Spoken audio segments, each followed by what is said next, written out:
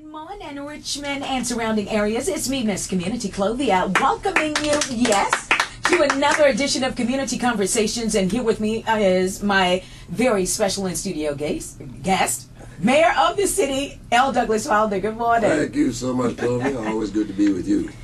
This is a huge voter election year on the local, state, and federal levels in reference to the presidency. I can't see. Let me start this over. If I ain't talking, I'm I got you. Go I know it was. What? Okay. All right, here we go.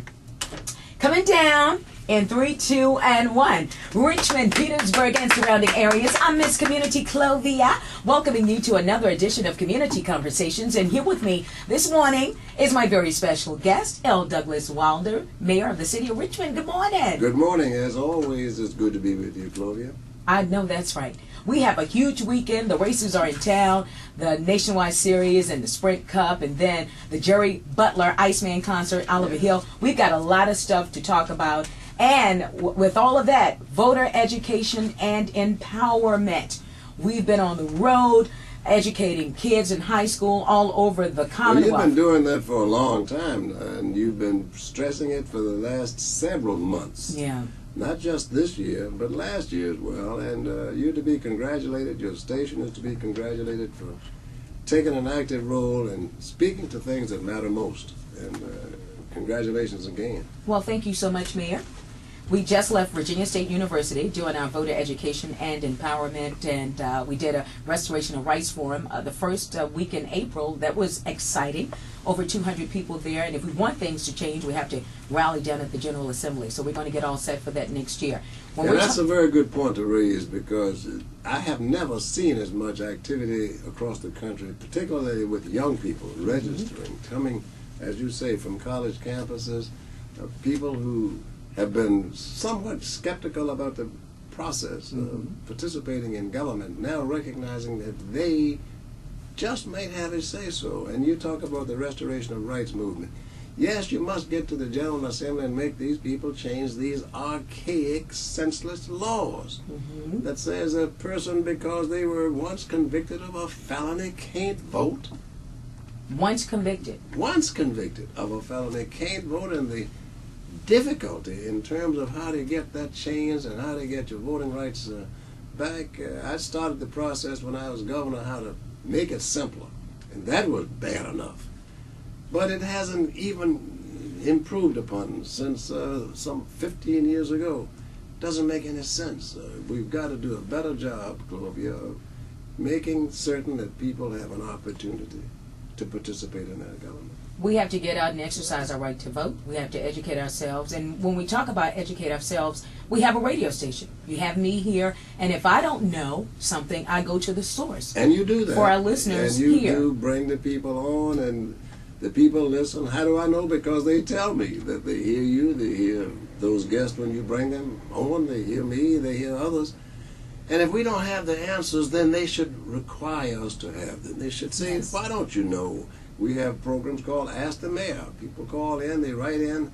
We give our views out on visions on a regular basis.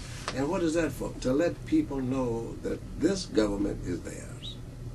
And it really is. And when you understand that you vote your elected officials in office, that they go to work for you. And they we've been should talking be about doing this. that, but on too many occasions we don't. We get so carried away with being called the honorable this and that, being invited to all of the functions and the social events and having people pay homage to you. Hello, and how are you?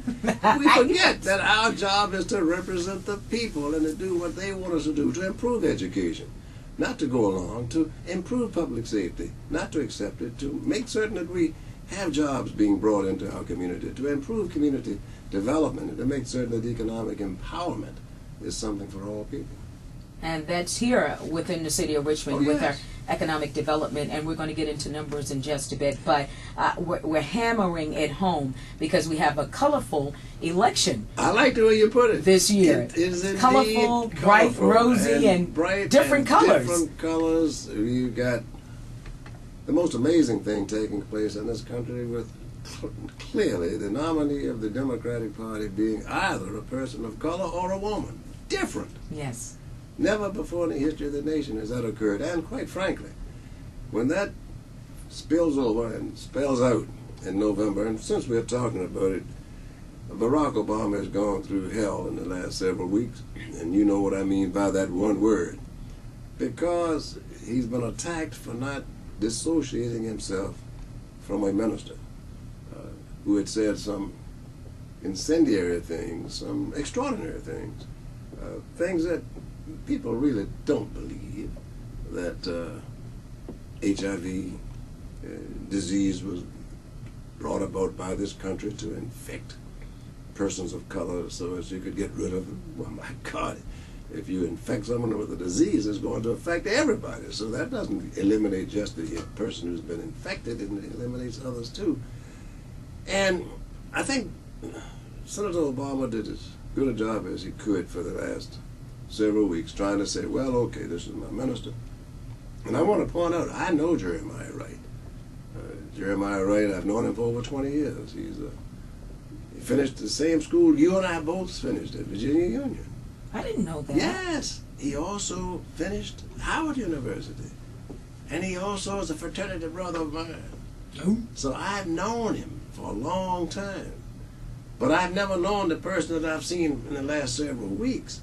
The statements that have been made, whether they were quotations, whether they were snippets, whether they were whatever, they were one thing. And I would have thought that the Wright that I knew would have stayed back in the background to allow this young man, who happened to be a member of his church, who doesn't agree with everything any member, any minister says. Anybody who believes everything the minister says in church is crazy. And I know that this so-called attack on the African American church, that wasn't so. My father was a deacon, he was a trustee, his father was a deacon and a trustee. We didn't have that demonizing in our church of talking about people like they were dogs and hatred and vilifications. We didn't do those types of things. Our churches were places of comfort, of healing, of salvation, of believing. And I think it's a far stretch for Reverend Wright to say that questioning him was an attack on the African American church. I think I speak for the African American members of churches who would say that their churches, even though they might be liberation theology in some instances, don't speak hatred, don't speak differentiation, they speak healing. Barack Obama finally bringing a message of healing of all races, all people, all orchestrations of individuals, to be attacked by his own minister. Oh, you know, politicians say anything. Well, he may have taken a little too long to do it, but he did the right thing, because with friends like Jeremiah Wright, Barack Obama doesn't need any enemies. And so he's done the right thing by separating, and I hope the people who are listening vote their consciences. Don't vote against Barack Obama because of Mr. Wright. Don't vote against Barack Obama because he says, I disagree with my minister.